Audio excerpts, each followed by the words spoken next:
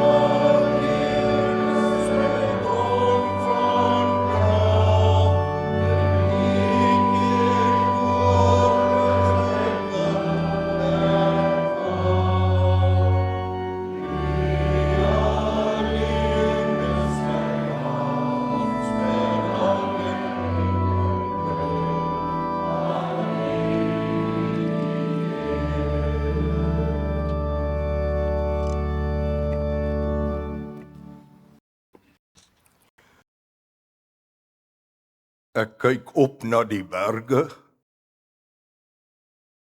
Waar sal daar vir my hulp vandaan kom? My hulp kom van die God wat hemel en aarde geskape het en wat trou bly tot in ewigheid. Broeders en susters, genade en vrede word die ryklik geskenk van God ons Vader, deur Jesus Christus ons Here, en dit word vermenigvuldig deur die kragvolle werking van die Heilige Gees.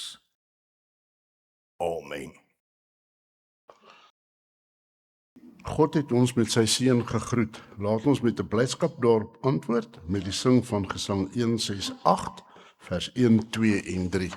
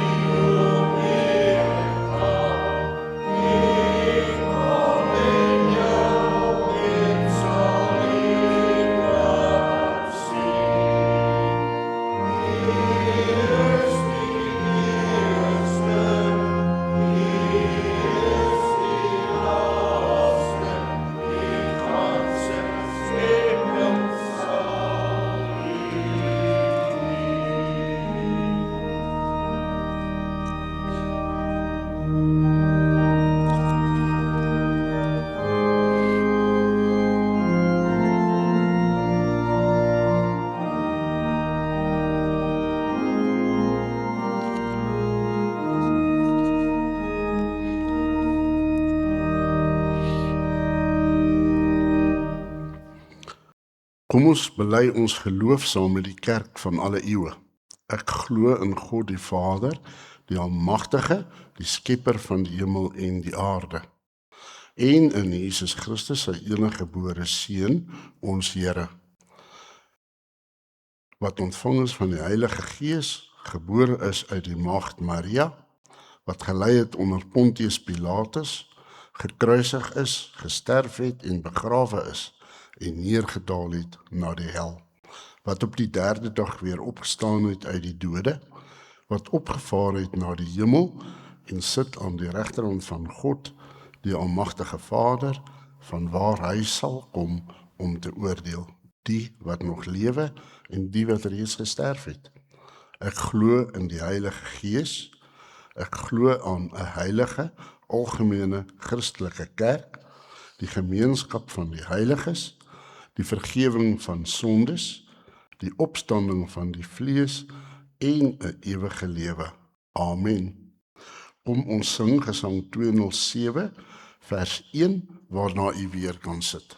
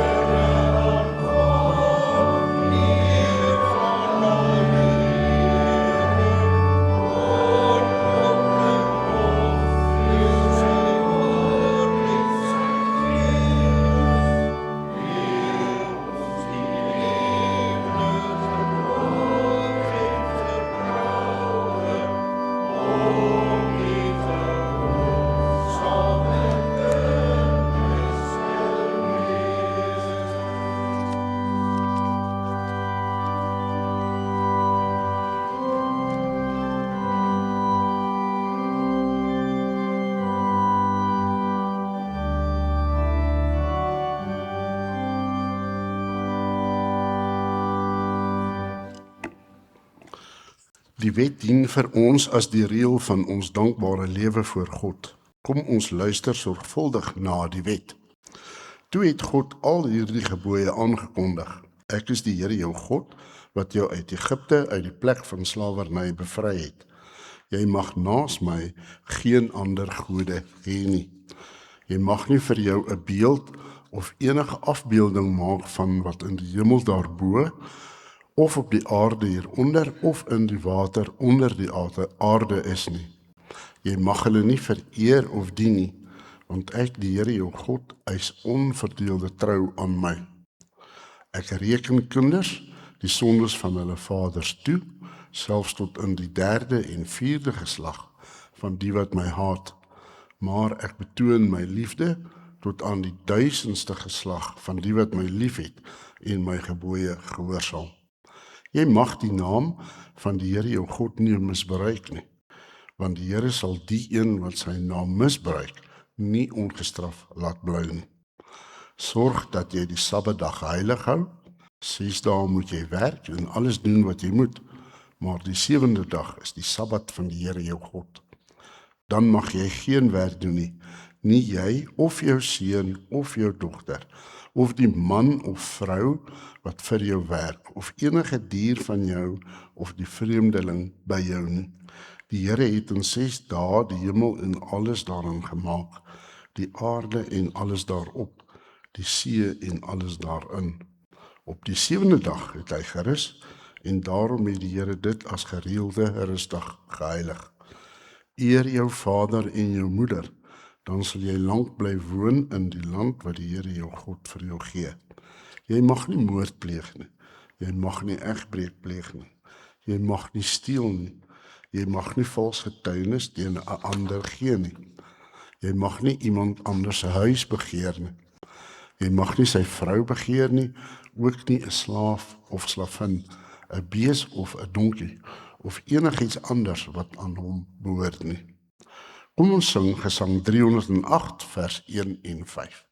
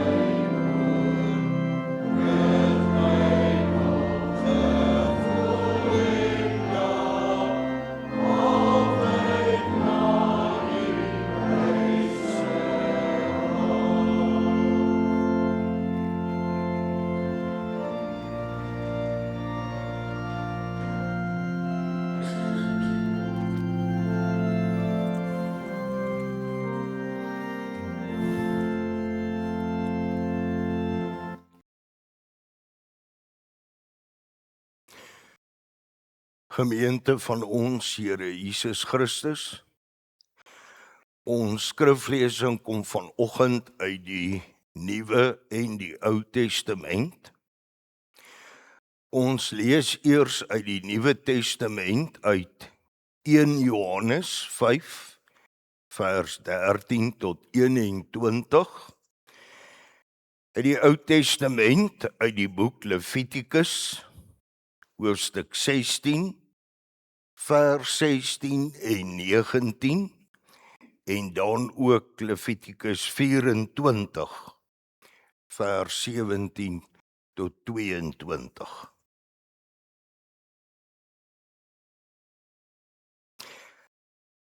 Hierdie brief skrywe ek vir julle, sodat julle kan weet dat julle die ewige lewe het. Julle wat in die Seun van God glo.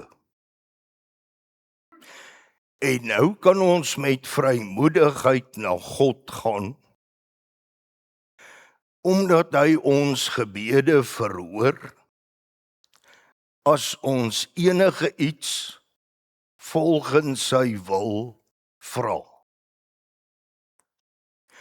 En aangesien ons weet dat hy ons gebede verhoor, as ons iets so vra, weet ons ook dat ons kry wat ons van hom vra. As iemand sy broer sonde sien doen, wat nie tot die dood lei nie, moet hy bid, en God sal die broer die ewige lewe gee. Dit geld die wat sonde doen, wat nie tot die dood lei nie. Daar is sonde wat tot die dood lei. Daarvoor sê ek nie dat hy moet bid nie. Alle ongeregtigheid is sonde, maar daar is sonde wat nie tot die dood lei nie. Ons weet dat iemand wat uit God gebore is, nie meer sondig nie, maar die Seun van God bewaar hom. En die duiwel kry geen houvas op hom nie. Ons weet dat ons aan God behoort, en dat die hele sondige wêreld in die mag van die duiwel is. En ons weet dat die Seun van God gekom het en ons verstand gegee het om die ware God te ken. En ons is in die ware God, in sy Seun Jesus Christus. Hy is die ware God en die ewige lewe. Liewe kinders, bly dus weg van die afgode af. So moet hy, dit is die hoëpriester Aaron, die allerheilige reinig van die onreinhede van die Israeliete, van hulle oortrede en al hulle sonde. Hy moet die tent van ontmoeting ook op dieselfde manier reinig, want dit staan by die volk met al hulle onreinheid. En sy vinger van die bloed 7 keer op die altaar sprinkel. So moet hy die altaar reinig van die onreinheid van die Israeliete en dit wy. Iemand wat moord pleeg, moet die doodstraf kry. As iemand 'n ander se dier doodmaak, moet hy dit vervang. Die beginsel is 'n lewe vir 'n lewe. As iemand 'n medemens beseer, moet aan hom presies dieselfde gedoen word. As hy iemand se been gebreek het, moet sy been ook gebreek word. As hy iemand se oog beskadig het, moet sy oog ook beskadig word. As hy iemand se tand uitgeslaan het, moet sy tand ook uitgeslaan word. Daar moet aan hom gedoen word wat hy aan sy medemens gedoen het. As iemand 'n ander se dier doodmaak, moet hy dit vervang. Maar as iemand 'n moord pleeg, moet hy die doodstraf kry. Hierdie beginsel geld vir gebore Israeliete en vir vreemdelinge, want ek, die Here, is julle God. Tot sover ons skriflesing. En gelukkig is elke mens wat die woord van die Here hoor en dit ook in sy of haar hart bewaar. Broeders en susters, kom dat ons saam bid.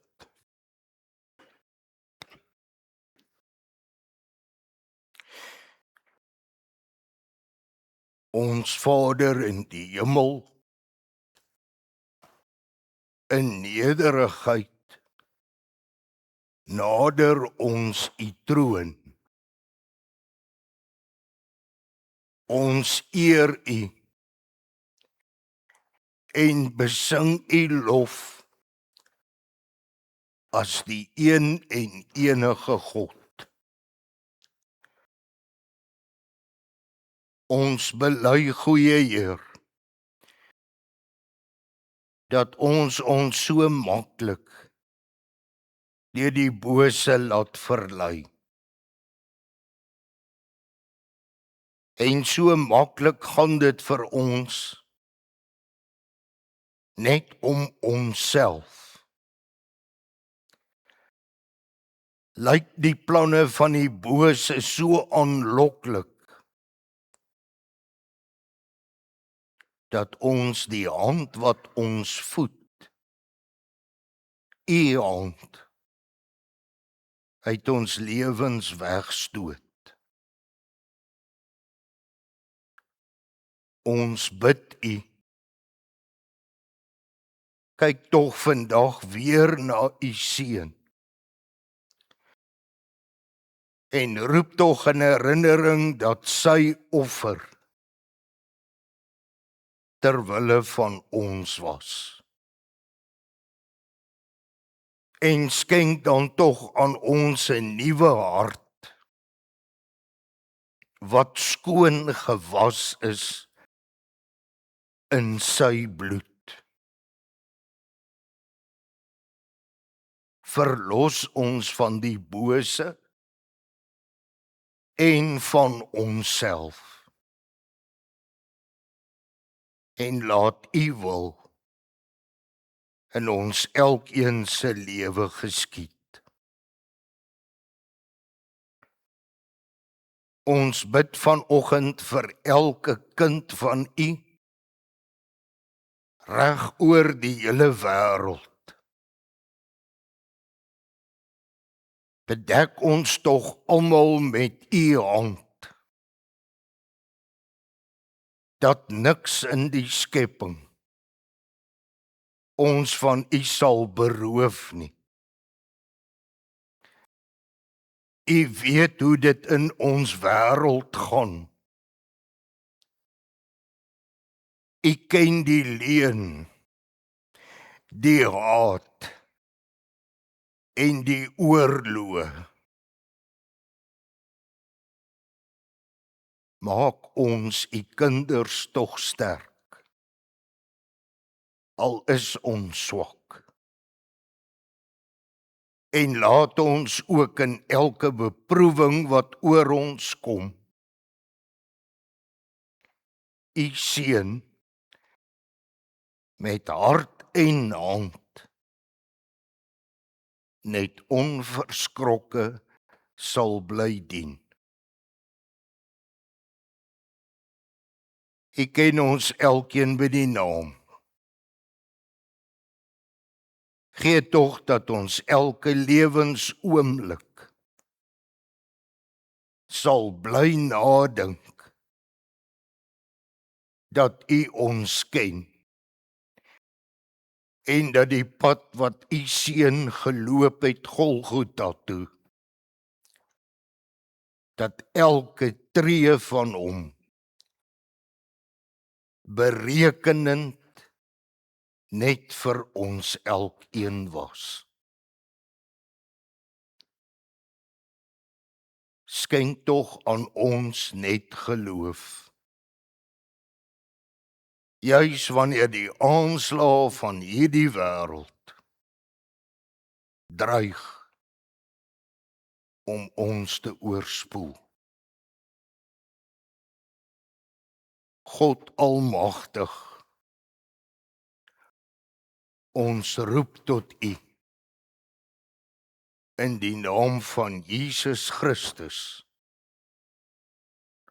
ons Verlosser. Amen.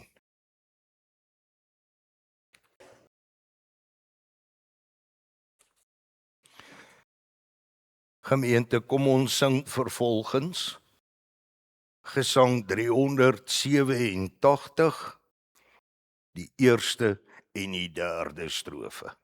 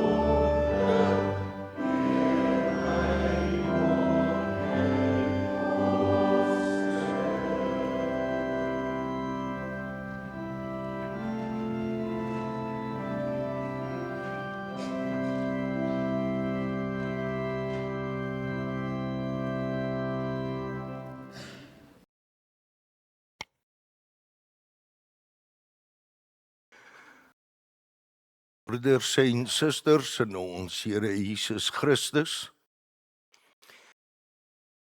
ons staan voor die kruis op Golgotha. En die teks wat ons gelees het, bring 'n diepte in die saak wat baie maklik by ons kan verbygaan. Nou die skrifgedeelte wat heel eerste ons aandag trek, is die uit 1 Johannes.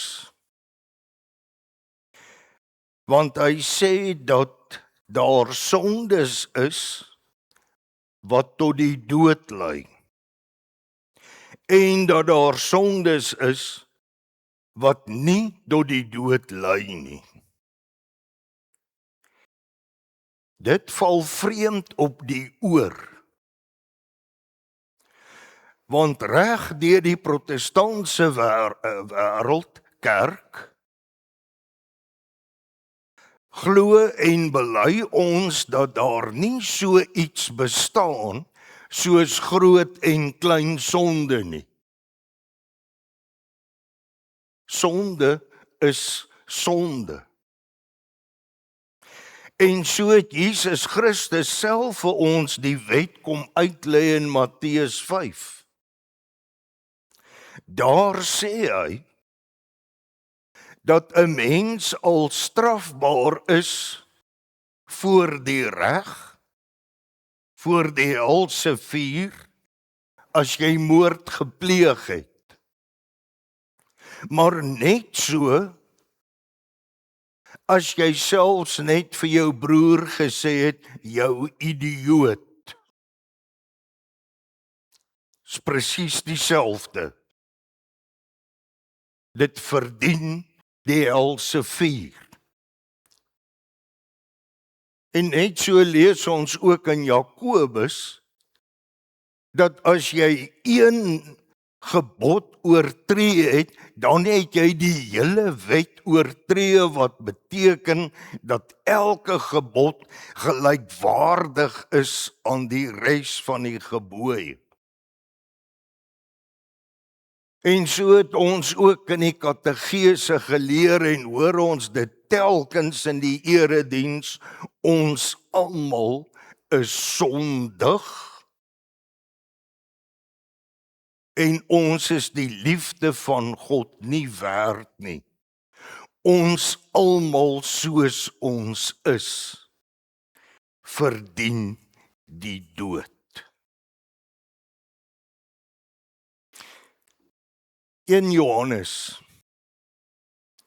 het die Ou Testament in gedagte met sy uitspraak. En ons het dit gelees hier in Levitikus. Hier in Levitikus het ons gelees dat wanneer iemand anders om die lewe bring, dan moet sy lewe ook geneem word. En net so het ons verder gelees dat dit gaan om die reël van dieselfde saak, verkeerde optrede, sonde, moet vergeld word in gelyke maat. As jy iemand om die lewe bring, dan moet jy om die lewe gebring word. As jy iemand se dier doodgemaak het, dan moet jy die dier vervang. As jy iemand se arm in kwaadwilligheid gebreek het, dan moet jou arm ook gebreek word. En in 'n sekere sin bring dit bietjie by ons 'n verstaan van wat 1 Johannes bedoel, daar sondes wat tot die dood lei en ander nie. Maar dit los nog nie ons probleem heeltemal op nie. Want sou ons nou kon redeneer, as iemand 'n moord gepleeg het, beteken dit dan dat daar vir so iemand geen vergifnis is nie. Ons skriflesing uit Levitikus bring vir ons 'n diepte op die saak van die kruisiging. Ons staan in ons geestesoog voor die kruis. En ons almal weet en soos ons geleer en dis korrek. Wie in Jesus Christus glo, word vrygemaak van sy sonde. Wie in Jesus Christus glo, het die ewige lewe. Want soos die leerboek ons ook leer, waaruit ken jy jou sonde? Ons ken dit uit die woord van God. Dieselfde woord wat ons bring by die kruis, wat ons bring by verlossing van sondes. En terwyl ons hier by die kruis staan, dink ons aan wat in Hebreërs geskryf staan. In Hebreërs staan geskryf, die bloed van bulle en bokke, soos in die Ou Testament, kan onmoontlik die sondes wegneem. En onmiddellik is ons vraag, as die offers in die Ou Testament nie die Israeliete se sonde kon wegneem nie, waarom moes hulle dan offer? Waarom was daar sulke streng voorskrifte oor die offers en reinheid en die tent van samekoms, wat later nou die tempel in Jerusalem sou word? Waarom al die voorskrifte en die spesifieke opdragte van God, as die bloed van bulle en bokke nie Israel se sonde kon wegneem nie? Nou moet ons baie mooi luister wat hier staan. Hier in Levitikus 16 vanaf vers 16. Luister baie mooi. So moet hy, Aaron die hoëpriester, die allerheiligste reinig van die onreinhede van die Israeliete.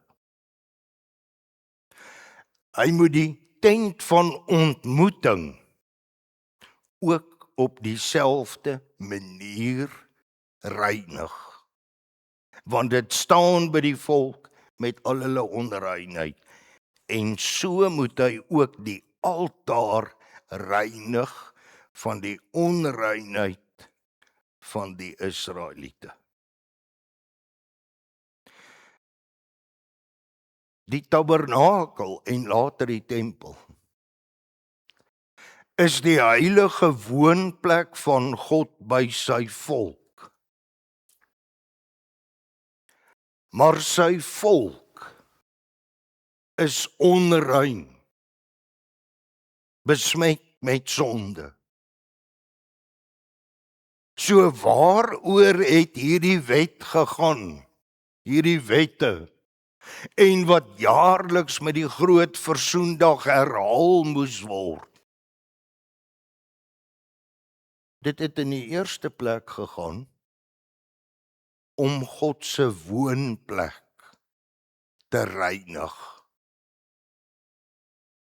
Dis waaroor dit gegaan het. Nie iets anders. Ons sal sê, ja, maar daar was die bok vir Azazel. Al die sondes van die volk is op die bok uitgespreek en die bok is die woestyn ingelei.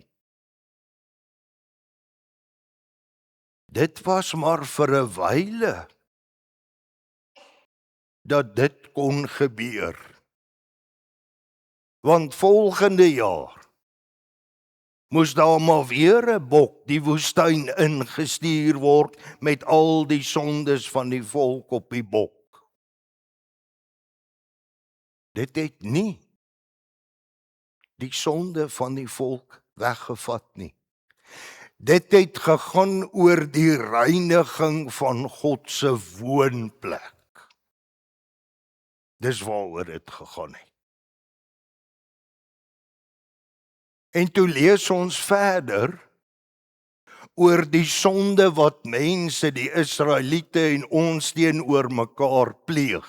'n Man wat iemand doodmaak, moet doodgemaak word. As hy sy dier doodgemaak het, moet hy die dier vervang.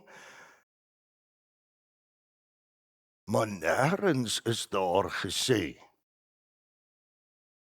as ek my naaste te nagekom het, dat ek moet offer nie.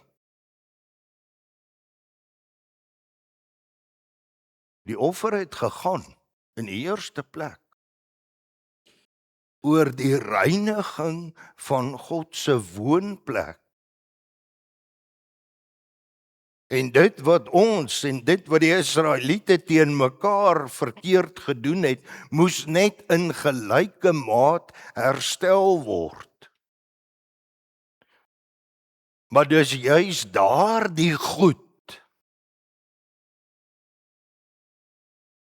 wat Israel onrein gemaak het, maar die hoofsaak met die groot versoendag was om God se heiligdom, wat daardeur met ons optrede, met Israel se optrede besmet is, mee skoon te maak. Nêrens was daar 'n opdrag dat as jy jou naaste nagekom het, jy na die tyd 'n offer moes bring. Nou staan ons voor die kruis op Golgotha. En nou kom die groot saak ter sprake. En nou begin ons by 'n ander punt om die antwoord te kry. Hoekom praat die profeet Jesaja en dan veral die boek Openbaring van 'n nuwe hemel en 'n nuwe aarde? Hoekom 'n nuwe hemel? Ons sou kon verstaan as hulle gepraat het van 'n nuwe aarde. Want hierdie aarde, om die taal van Genesis te gebruik, is bevlek met die bloed van Abel. En daarna al die bloed wat gevloei het en vandag nog steeds vloei. Ons kan verstaan as die Bybel sou praat van 'n nuwe aarde, maar hoekom 'n nuwe hemel? Jesus Christus se offer het in die eerste plek, soos wat die offers in Levitikus die tabernakel, God se woonplek, moes reinig as gevolg van die volk se sonde, het Jesus Christus God se woonplek, die hemel, gereinig van mense se sonde. En dan gaan sy offer verder om ons van ons sonde te reinig. En nou moet ons mooi dink, Jesus Christus se offer, baie meer as die offers in Levitikus, het nou ons ook kom reinig. Wat beteken dat deur ons geloof in Jesus Christus ons nie meer God se woonplek verontreinig nie. Op grond van Jesus se offer wat ons sondes weggeneem het, kon God uiteindelik besluit, nou maak ek julle my tempel. Dit kon nie by die Israeliete gebeur nie. Dit kon nie gebeur het voor Jesus se sterwe aan die kruis nie. Maar na sy sterwe is ons gereinig, sodat ons nooit meer God se woonplek, God se teenwoordigheid, God se nabyheid kan verontreinig nie, en hy besluit, nou maak ek julle my tempel. Broeders en susters, en nou kom die groot ironie. Ons wil nie voor die kruis op Golgotha gaan staan nie. Want op die kruis op Golgotha moet ek aan hierdie mens, hierdie afgod, onthou wat sê in Johannes, pas tog net op vir die afgode. Voor die kruis moet ek van hierdie afgod ontslaa raak. En ons hou nie daarvan nie. Ek wil nie aan myself doodgaan nie. Wat beteken, ek kan nie naby God kom nie. Want as ek bly soos ek is, kan ek nie naby God kom nie. Want dan gaan ek effektief weer doen wat die Israeliete gedoen het, net met hulle lewe, God se teenwoordigheid verontreinig. En dit gaan nie gebeur nie.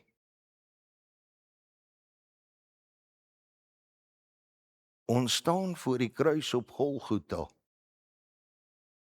Ja, en ons is reg geleer, dit is so, ons sondes word vergewe. Maar ons laat na om ons dankbare lewe van bekering uit te leef. Omdat die woord bekering in ons dag en tyd so 'n verkeerde betekenis gekry het. Asof bekering my prestasie is om in God se teenwoordigheid te kom. Is nie waar nie. Bekering is deel van jou dankbare lewe. Geen mens kan uit hom of haarself, Jood of heiden, tot God bekeer nie. God, die Gees, skenk geloof. En uit die geloof leef ek 'n lewe van bekering. Broeders en susters, ons moet maar mooi daaroor nadink as ons sê, ek is 'n gelowige. Ek kan dit nie sê as ek in hart en verstand nog steeds God se teenwoordigheid verontreinig nie. Ek wat ingebou is in die tempel waar God nou self woon.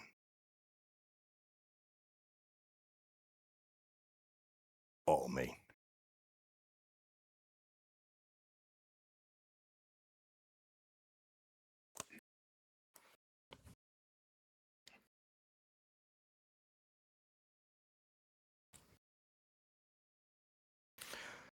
Ons slotgesang is gesang 454, al 3 die strofes.